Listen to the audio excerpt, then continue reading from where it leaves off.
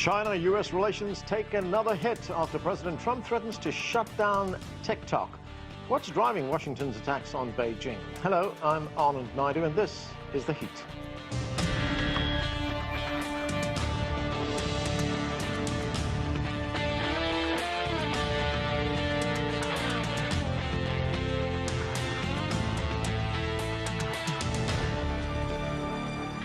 Relations between the United States and China continue to take a hammering after tensions on issues like trade and the closing of consulates. The latest area of contention centers on the Chinese-owned video app TikTok. Last week, President Trump threatened to ban it from the United States, and he's given a mid-September deadline for its sale to a U.S. buyer. He's citing security concerns, but also wants the U.S. to profit financially from any deal. We want no security problems with China. It's got to be an American company. It's got to be American security. It's got to be owned here. We don't want to have any problems with security, etc. But we want, and we think we deserve to have a big percentage of that price coming to America, coming to the Treasury. But China has pushed back hard on the threat from President Trump, with a foreign ministry spokesperson denouncing the U.S. action. The U.S. suppression of the relevant company out of so-called national security holds no water at all. The relevant company carried out business activities in the U.S. in accordance with market principles and international rules and abided by U.S. laws and regulations. But the U.S. has imposed restrictions and suppressed them on unwarranted charges. This is complete political manipulation. Well, there is much to discuss, so let's get to our panel. Joining me from Beijing via Skype is Victor Ga. He is chair professor at Soochow University. Also with us via Skype from Washington, D.C. is Harlan Ullman. He is chairman of the Keloan Group and a senior advisor for the Atlantic Council. With us too from Beijing is Shindo Xu. He is a senior fellow with the Pangol Institution and host of CGTN's Dialogue Weekend. And from Washington, D.C., we are also joined by John Sidley-Days. He is a geopolitical strategist and principal at Trilogy Advisors. Welcome to all of you to the show. Victor, let me start with you. This is tough action by the United States, forcing the owners of TikTok to sell the app to find a buyer by mid-September, or else we don't know what. What do you make of it? Well, first of all, I think this action by President Donald Trump and the U.S. government should be condemned and deplored. Why? Because it really is against all the principles that the United States has preaching to the rest of the world for decades, if not for 100 years. Why? Because this is really anti-science. This is anti the real national security law. This is anti-American consumers' interest. And this is purely robbery or piracy. And I've called it cannibalism. This is really robbing something at gunpoint, hosted by the United States government. And I think if this can be tolerated, anything can be called a national security interest. The wheat and the soybean sold by the American farmers can be called a national security risk. Pepsi or Coca-Cola could be called a national security interest. This will really bring down international commerce to a stop. John, what do you make of it? Will it bring down international commerce to a stop? I mean, what do you make of the White House involvement in this? Well, I'd like to put this into a larger context, if I might, Anand, because it was in 2015 that the Chinese government declared its Made in China 2025 policy to achieve global dominance in a series of advanced breakthrough technologies. And the real problem here is the 2017 law that was passed in Beijing that requires every Chinese citizen, organization, and company to surrender to the Chinese government all data and intercepts the Chinese government requests or mandates. And so it's in that context that the data that TikTok is able to accumulate from U.S. users regarding consumer preferences, search engine activity, and facial recognition data, there's a great concern in the White House that that could be exploited or manipulated by the Chinese Communist Party, therefore the decision to potentially ban TikTok. Could it have an impact on international commerce, John? Look, the great area of competition between the U.S. and China, as we move more deeply into what I call Cold War II, Anand, is information technology. I don't believe that we're going to have the typical type of consumer products, foodstuffs, and the like that's going to be seriously affected here, because in the end, China and the United States have large consumer markets that need to be satisfied. But in the specific domain of information technology, all bets are off right now. And I think the U.S. is looking to ensure that its companies are as protected as possible from China's national security law, and really requesting reciprocity from China, which still bans Facebook, Google, YouTube, and Twitter, and other social media companies from operations in China. Victor, let me get a quick response from you on what John just said, that China bans American companies like Twitter and Google and Facebook. Now, let me use Google as an example. I'm fully aware of that. Google came into China and agreed to abide by the Chinese censorship laws. And then eventually they changed their mind. They decided that they should not be subjected to the Chinese censorship law, which actually outlawed certain items that Google Chinese cannot run in China. And they moved their operations to Hong Kong. That's where they have stayed. And I think in China, you can still search Google English, but not Google Chinese, because of these censorship concerns. Now, I would say in any country, any jurisdiction, there are short lists of concerns that are very unique to those geographies. Like in Germany or Austria, you cannot talk about denying genocide, for example. And I think these are the things that companies need to be sensitive about. In the TikTok case, this is completely different. TikTok is an American incorporated company. It's run by an American CEO. Its servers stay in the United States. I think the company has done whatever it can under the existing law in the United States to abide by everything that's on the book in the United States. But the U.S. president or the U.S. government still threatened to kill TikTok, the United States, disregarding the legitimate interests of hundreds of millions of the consumers in the United States. This is treating the American people as a national security interest risk. Harlan Ullman, what do you make of what's happened in the last few days? And of course, there's this other comment that President Trump has made, asking for a cut of the sale for the U.S. Treasury. This is entirely absurd. The Chinese and even the Americans don't understand the political issue here. If Trump is stupid enough to cut off TikTok, there are 100 million kids who watch it in this country, and their parents are going to be furious, or made furious by these kids who are going to say, the president caused me to lose this sort of thing. Look, if Microsoft can buy TikTok, this is a done deal, and the U.S. Treasury cannot take a slice. That's against the law. So we ought to step back and be rational and use common sense. I don't think that there are national security issues involved. The issues right here are political. If Trump wants to close off TikTok, he's going to do himself huge damage in the elections. And the resolution is very simple. Let Microsoft buy it, and we can get along with trying to resolve the larger issues of this U.S.-Chinese potential Cold War, which is a disaster for both countries. And unless or until we can step back and deal with these things on a more rational basis, both China and the United States are going to be a lot worse off. Could it set a bad precedent, Harlan, where any country, anywhere in the world, can say, look, our security interests are being compromised, therefore you cannot operate in this country? Yeah, not really. I think that's an exaggeration. Look, both the United States and China are exaggerating this Cold War issue. A lot of the problem is done with Trump precipitating this tariff war, which is an act of strategic negligence and stupidity. Right. We need to retrench, and we need to get back on more even footing. Neither China nor the United States can deal with these huge tensions that are detrimental to both countries and to world trade, and we need to get a more positive relationship. I don't think that's going to happen under President Trump. If Joe Biden is elected, will he be able to do things differently? I hope so, but we'll see what happens. Shindo Shu, as we have seen with the trade war as well as the closing of the consulates in both countries, could this generate a counter move by China? I mean, what can China do? Well, there's not much China can do. Of course, for me, I would suggest to the Chinese side to exercise some restraint instead of taking a tit-for-tat attitudes, for whatever U.S. moves, and then you take revenge against that.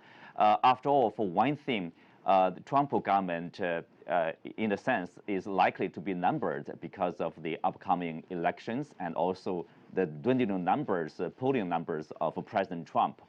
So there's not much sense for China to play, tit-for-tat retaliation against the U.S. moves. For example, there's a report of the U.S. likely expelling of Chinese journalists very soon. So, should China also do the same to expel the U.S. journalists? I would suggest no. And because those journalists are bridges between the two countries, they are messengers. They are reporting China to the U.S. or reporting the U.S. to China. So they are playing a very important role. We should protect their rights and their safety in both countries. So I think China should probably look a bit longer beyond this Trump government, like beyond November the 3rd. John, according to Steve Bannon, who was a former senior advisor to Donald Trump, he says that what he calls this an integrated war plan that's determined to first confront and take down the Chinese Communist Party. And apparently the team behind this is Secretary of State Mike Pompeo, the FBI Director, the National Security Advisor, and the Attorney General William Barr. Here's William Barr talking about it. Let's watch. The People's Republic of China is now engaged in an economic blitzkrieg, an aggressive, orchestrated, whole of government, indeed whole of society campaign to seize the commanding heights of the global economy and to surpass the United States as the world's preeminent technological superpower. John, what do you make of that? I mean, these two countries have what is one of the biggest trade relationships in the world. They do. And that has been beneficial to the consumers of both countries. But what I think has happened really, Anand, is whereas China was undergoing the peaceful rise and bide your time strategy for a number of decades as its economy was growing, much of that came to, let's say it moved in a different direction under Mr. Xi Jinping in 2012, who's taken on a far more assertive, far more aggressive, and some would say far more belligerent approach to China's place in Asia and around the world. And much of what we're seeing, not only in Washington, and we spend a lot of time talking about President Trump, but there's a growing bipartisan consensus that China is to be viewed as a strategic adversary and a competitor, and a very dangerous one in many aspects of the overall diplomatic relationship. So this is not just Trump, it's not just Republicans, and we're also seeing this playing out in Europe and in Australia and in Japan and in India. And so what is happening in Beijing that's leading to the U.S. and all of these countries with which China enjoys very strong trade and economic relationships to begin to turn against China and to take steps to begin to constrain China's very problematic behavior in Asia and around the world? Victor Garr, 2 points there. As John tells us, China is viewed as a strategic adversary, A, and B, it's also its attitude is one of belligerency, to which you would say what? Well, first of all, I would say the United States really cannot have the cake and eat it. For example, the United States has adopted a hostile policy against Huawei and has put tremendous amount of pressure on many countries in the world. By now, they cannot say, look, all these countries like Britain or other countries support our policy. No, they were forced into submission to the U.S. dominant policies, which are in themselves wrong policy because eventually it will hurt the United States' interest too. Now, the other thing, talking about competition between China and the United States, does Washington talk about China cannot continue to grow its economy?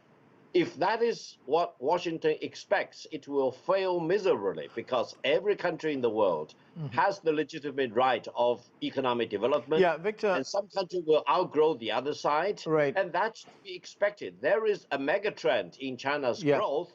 No one can stop it. In 10 years' time, China will be bigger than the United States. Okay, Victor, don't fight against the mega trend. Right, there has been some pushback from China, Victor. This was the Chinese Foreign Ministry spokesman Han Chunying. This is what he had to say. 那么这些人他为了一己 Out of their own selfish political interests, these people do not hesitate to hijack domestic political opinion, China-U.S. relations, international relations, even to the point where they have lost their minds and gone mad. Such short-sighted behavior of drinking poison to quench one's thirst is causing serious harm to the United States itself, as well as the world. So, Victor, does China see this latest confrontation over TikTok as part of a bigger strategy on the part of the United States to take on China, specifically the Chinese Communist Party? Absolutely. I've called what Washington has been doing over the past several years the Tonya Harding syndrome. That is going out of its way to whack the kneecap of China in many, many ways. And this TikTok episode is just one of these kneecap whack. It's just like Tonya Harding and her associate whacking the kneecap of Nancy Kerrigan. This is the wrong thing to do. Eventually, it destroys competition. It destroys the spirit of innovation. And, for example, for whatever legitimate national interest concerns that Washington may have in this TikTok situation, they can do it in a legitimate way rather than killing TikTok or forcing the outright sale of TikTok to an American company. This is the wrong thing. Okay. And I think this will really antagonize the feeling of the 1.4 billion Chinese people. So Washington does not know what they should expect in the coming years if they continue to adopt this attitude of hostility. It's not the world is against China. It's the United States arousing so much indignation in the world against itself. Yeah. Okay, let me bring in Harlan Ullman. Harlan, the Chinese ambassador to the United States, he did an interview with CNN recently, and he said that the United States needs to answer a major question when it comes to China policy. Let's listen to what else he had to say. I think the fundamental question for the United States is very simple. Is the United States ready or willing to live with another country with very different culture, very different political and economic system, whether the United States is ready to live with it in peace and cooperate on so many and still growing global challenges? I think that this is a real choice. This is a fundamental choice people have to make. So, Harlan, what do you make of the question that the ambassador posed there? First, Bill Barr is right. China wants to become a dominant economic power. And so what? I think that's a good thing if we were smart enough to how to deal with it. And John is right that you've got bipartisan support. I think, unfortunately, that's viewing China as the adversary and the enemy for the wrong reasons. During the Cold War, we exaggerated the power and the strength of the Soviet Union. Today, we neglect the constraints and problems that China has. We need to be tougher, according to most Americans, regarding China. But we need to be smarter.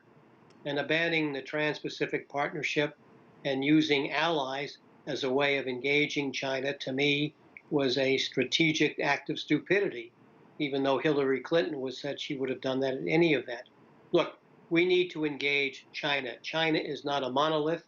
China is doing things that we find that are very, very difficult. It has a very, very predatory system of economics. Read K.F. Lee's book about AI superpower, China and Silicon Valley, and those practices extend overseas. We should understand that. But what we need to do is to engage China in a very sensible way. Right now, we are embarked, in my mind, on a collision. You've got the Titanic and the iceberg. And the big difference today is that China or the United States could be the Titanic or the iceberg. But if we both collide, both are going to sink. And so what we need to do is to have a series of discussions to work out the differences between us, because unless we do that, life is going to be worse for the Chinese and it's going to be worse for us. And we're neglecting an opportunity. If China is the greatest economy in the world, terrific, we can profit by it. Remember, China has between $2 and $3 trillion invested in the United States. We often forget that. And where we have differences of views about China's militarizing islands and being more aggressive in terms of expanding its territorial interest, we need to work that out. But going to a Cold War 2.0 is not the way to do that. And having a tariff war, to me, just exacerbates these issues. So I'm afraid that both countries are embarked on the wrong course. Shindoshi, what is your view on this? And, as we just heard, this is bipartisan in the United States. It's not just President Trump and the Republicans that are bashing China, it's also the Democrats.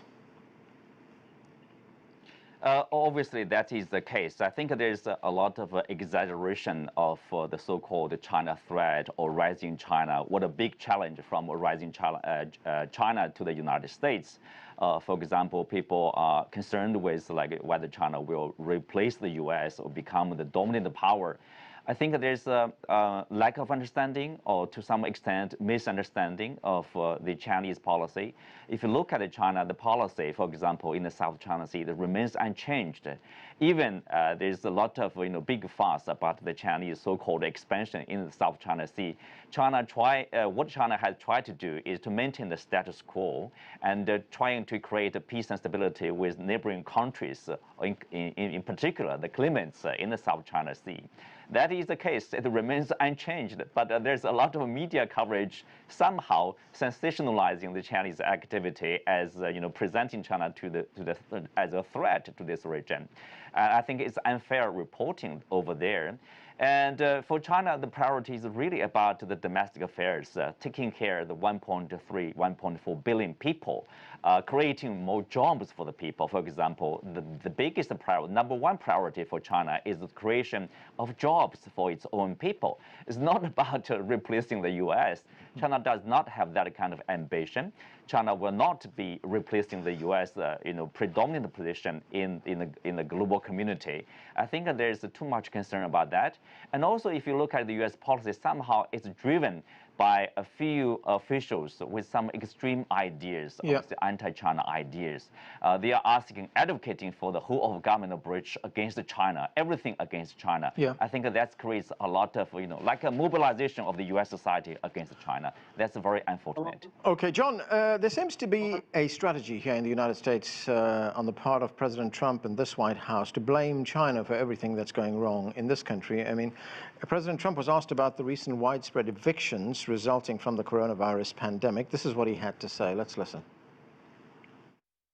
And if you talk about pandemic, this is a pandemic, and they go to shelters. Number one, they're thrown out viciously. It's not their fault. It's China's fault. It's not anybody's fault. It's China's fault. What do you make of that, John? Well, President Trump isn't always perfectly clear, and I'm not going to try to read anyone's mind, but what we have heard communicated from the White House and from the president on other occasions is the sense that he felt he was deceived by Mr. Xi when the coronavirus first broke out in Wuhan in the larger Hubei province, and there were reassurances that it was no real threat to the United States or to the larger world. And President Trump publicly congratulated Mr. Xi on what was being done early on. And then we find out that there's been significant concealment and a whole host of very deceptive practices on the part of Beijing. And I think that's now frayed the personal relationship between Mr. Trump and Mr. Xi to the point where they're not speaking for weeks now, and we have this breaking out into almost every single dimension of the diplomatic relationship in ways that are deteriorating rapidly and probably won't improve for a long time to come. I get your point there, John, but is President Trump blaming China for his own mishandling of the coronavirus pandemic in this country? 2/3 of Americans think that he's botched it, he's bungled it. Yeah, I think there's a larger debate, Anand, about whether or not he's mishandled it or whether governors have mishandled it. Again, as we've spoken about this in the past, 50% of all COVID deaths in America are in the New York City metropolitan area. Strip that out, and the U.S. is far lower on the world scale of COVID-related deaths. We're all learning as we go along, including China, including the European Union and the United States. I don't know that anyone has a definitive plan for how to work this successfully, maybe outside of Vietnam, Taiwan, and South Korea. But I think we're all learning. So I don't think it's really wise for us to get into who's making this work and who's not. But the president does feel betrayed by Xi Jinping. I think he put enormous stakes in that relationship, and he feels betrayed. Okay, Victor, you want to say something? Go ahead. Yeah, let me add one point. Does anyone in Washington can claim to the world that China hide the fact that it locked down the whole city of Wuhan, a city of a population of 12 million people on January the 23rd? Does anyone in Washington really have the decency to declare to the world that China hid the fact that they locked down the whole province of Hubei province with a population of 60 million people?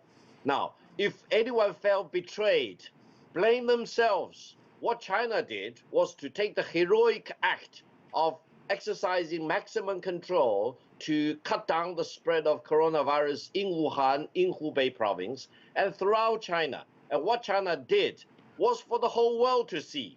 And if anyone, including President Donald Trump, felt betrayed, blame his own incompetence and inability, and golfing, for example, at the time, hundreds or thousands of Americans, good, decent, dignified Americans, are dying.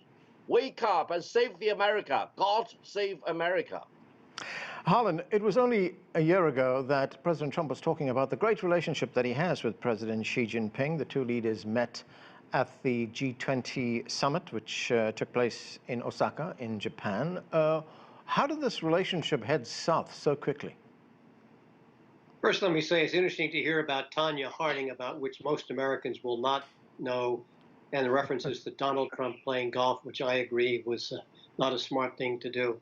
Look, President Xi promised President Obama that he was not going to militarize the small islets in the South and East China Seas. And he lied, period. And so that began the issue of mistrust. Yep. Look, both sides have got real grievances. And what you've heard from Beijing, in many ways, is just a lot of hooey. Yeah. And from the United States, we're not better off, quite frankly, because we've got embarked on this tariff war. We need serious negotiations between the two countries. We do not want to have some kind of a conflict that could be avoidable. China has all the rights to become a great economy, and it should be. And unfortunately, we are allowing differences of opinion and domestic politics on both sides to interfere. And quite frankly, we are headed for a crisis that neither country wants, and neither country right now is trying to avoid it, and a pox on both of us. Shindo, very quickly, I've got about 30 seconds left. Do you think that the relationship will get better, no matter who wins after the November election? It could be. In particular, if there's a Biden presidency, probably things will get better. At least you can talk some sense into Biden and his team. We need a rational dialogue between the two countries. For example, South China Sea again. Many people say China betrayed the U.S. But remember, it's President Obama, under that there's 2/3, 60% of the U.S. air and naval force will be deployed in the South China Sea. So China has to respond in a sense. So I think they need to talk. I totally agree with that. We need more engagement there. Okay, and that's where we are going to have to leave it. Thanks to all of you for being with us. And that's it for this edition of The Heat. I'm Arnold Naidu in Washington, D.C. Thanks for watching.